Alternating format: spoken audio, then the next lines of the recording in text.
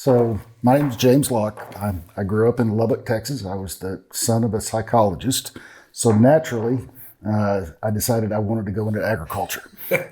My mother's family had a farm that I just grew up, loved agriculture, but coming from a city background, I went through Texas Tech, and while going to school at Texas Tech, I was studying crop science, and I went to work for the Texas A&M Experiment Station, doing horticultural crop research. So that was kind of my first real, quote, farm experience, getting on a tractor every day and whatnot. Went on to become a demonstration assistant with the cotton agronomist in Lubbock, and he informed me that I was going to go to Texas A&M and do a master's degree, which I informed him at the time, Doc, I don't want to do a master's degree, and he told me you start in 3 weeks. So I went ahead and did a master's degree, which was a great thing.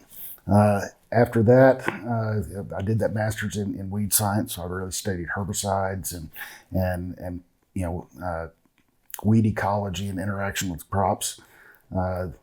After grad school, I guess I was supposed to get a PhD, but I decided I was really done with school then, and I went to work managing a contract research company where we did a lot of work with ag chemicals, getting crop protection products, getting them labeled through the EPA system, that goes through that. Worked with, over the course of that, was able to produce test plots on about 100 different species of crops.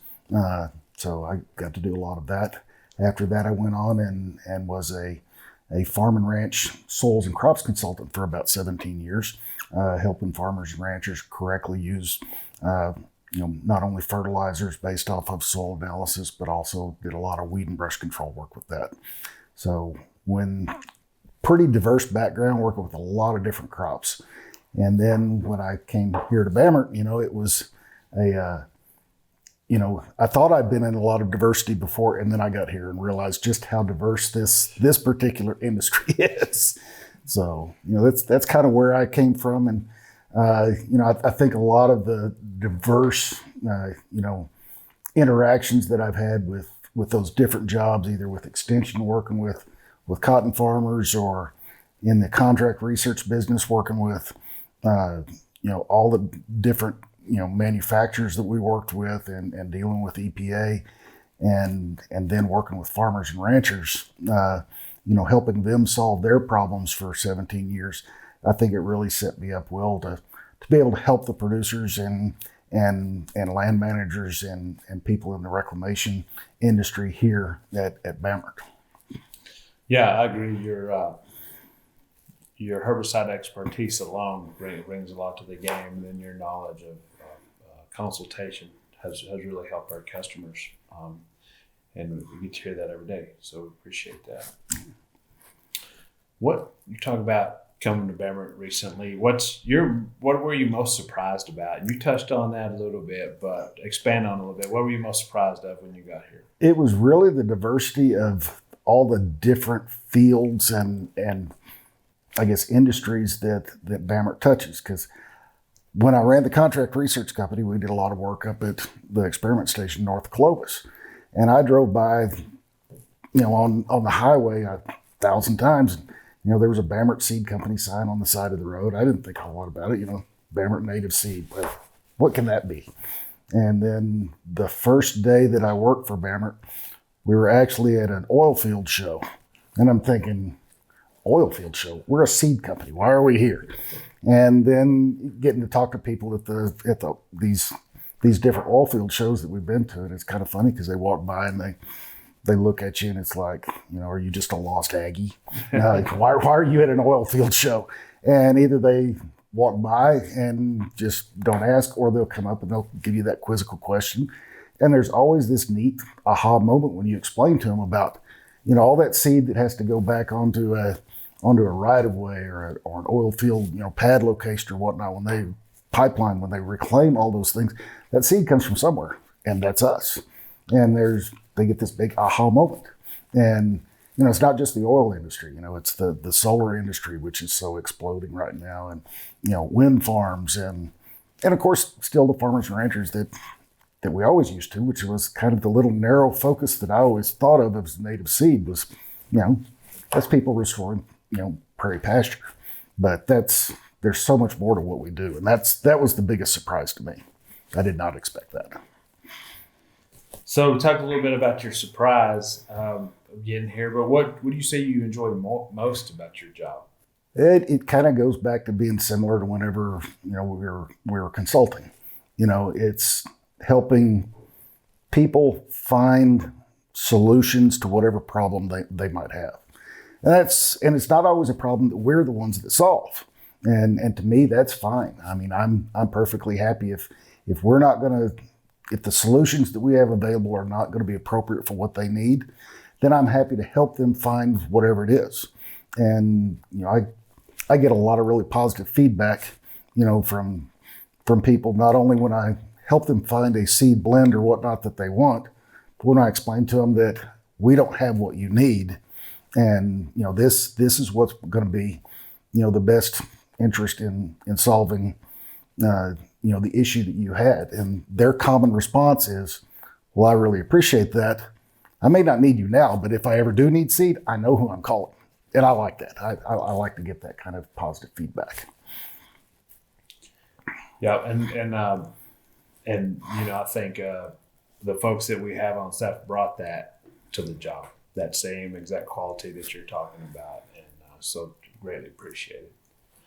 So on that a little bit, what challenges, what problems do you think we solve for most of our customers? I know there's probably a multi-part question because you mentioned earlier we touch several different industries, but expand on that a little bit of some of those problems you feel we solve.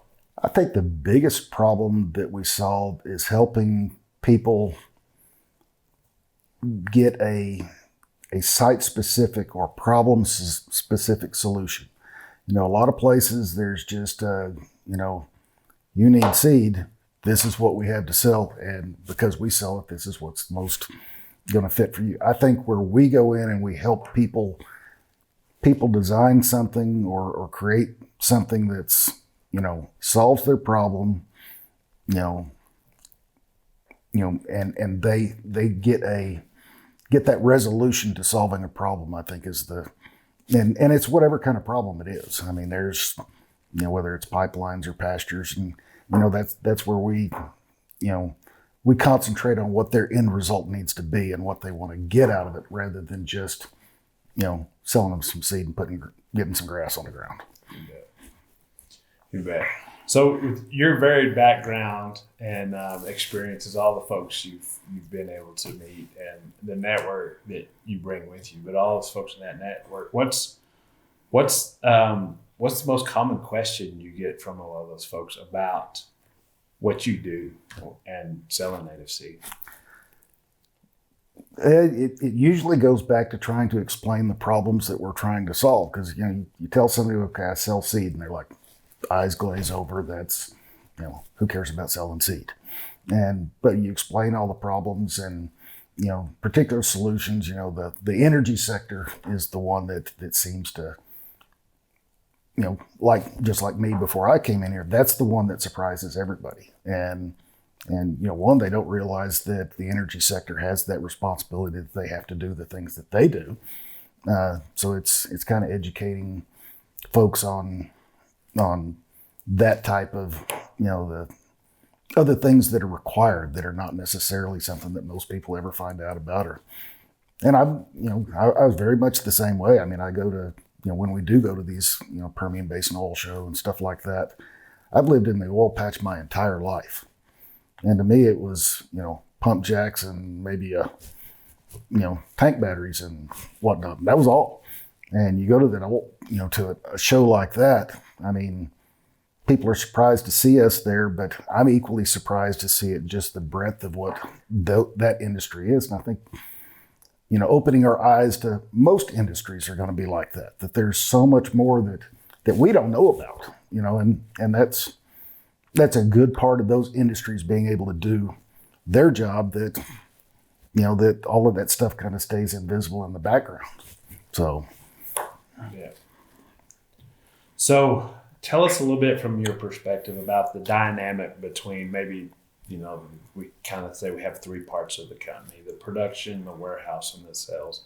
Tell us a little bit from your perspective and your experience about the dynamic, how those work together, and then the value of having all those folks and what they bring.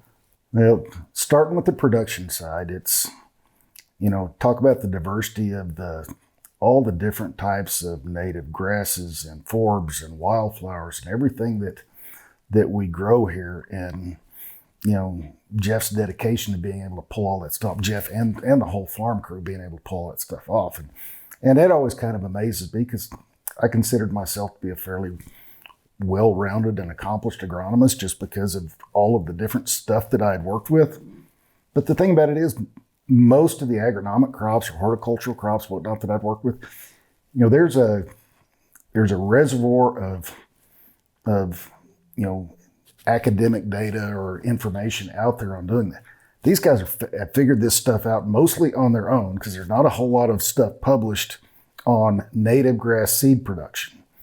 There's lots of stuff about rangelands, but when we're producing seed and trying to produce the quality that we do and whatnot, we do a whole bunch of things that I would never recommend to a rangeland producer, as a way to manage that property. So the fact that Jeff and his guys are able, and Austin, don't want to leave him out, but can't leave Austin out. Yeah, don't leave Austin out. But the fact that they can produce as efficiently so many different crops, harvest them, and then get them into the next phase where Manuel and his group in the warehouse can get all that stuff cleaned and produce seed that we can sell across the country, into places where it fits anyway. But, we can get the noxious weeds out so that we can able to do that, keep up with the, testing so that we stay in, where we can legally sell and keep track of all the stuff across all the warehouses.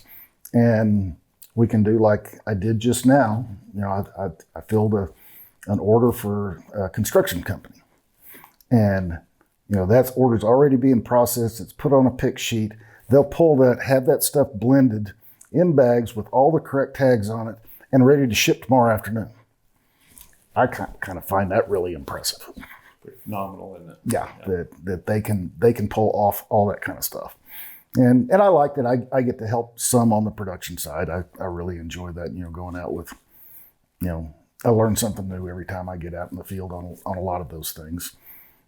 I've got no desire to work in the warehouse and with the seed cleaning stuff because that looks like way too hard of work, and I'm too lazy to do it. I'm too old and unable to do that kind of physical labor anymore. But they do just an outstanding job. So, and then it all goes back to we call us sales staff, but I almost consider our sales team is.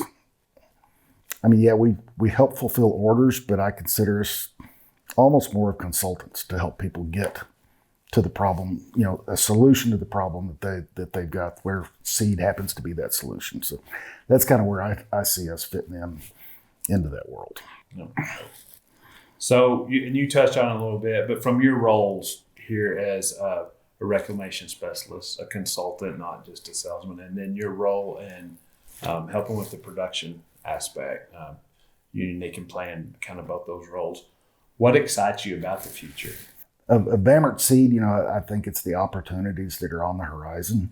I think, mention the solar industry. That's kind of the Wild West right now. And it seems to be popping up all over, but I don't see that going anywhere. But, I also look at this big push going into the future about carbon capture. Grasslands are one of the most important sinks of carbon, and not to be political or anything, I don't know whether that has anything to do with climate change or not, but I know that healthy prairie soils and being able to develop into what I consider most every landowner I know wants to be a good steward of the land, and being able to put, these types of, plant ecosystems onto the ground, to me, I think is, it's a privilege to be able to help people do that. What is there anything we missed that you think folks ought to know about your role or about the company or about the industry? I don't know that I can really speak to. I mean, my role is to do whatever I need to do. and the industry is obviously developing where it is. I mean, one of the things that I find to be pretty cool about this location or this company is being a third generation. And then every once in a while, we get to watch the fourth generation come over and steal candy or whatnot. And they're, little cute ones coming over. So, the fact that, I think anybody in this company, not just myself, I think, if you need to go walk in and talk to the president and have a discussion with him about something, that's open and available. And that doesn't work that way in a lot of places. So there's, I think being part of a family company is kind of unique and kind of neat, and especially a third generation one in this day and age. That just doesn't happen that often anymore.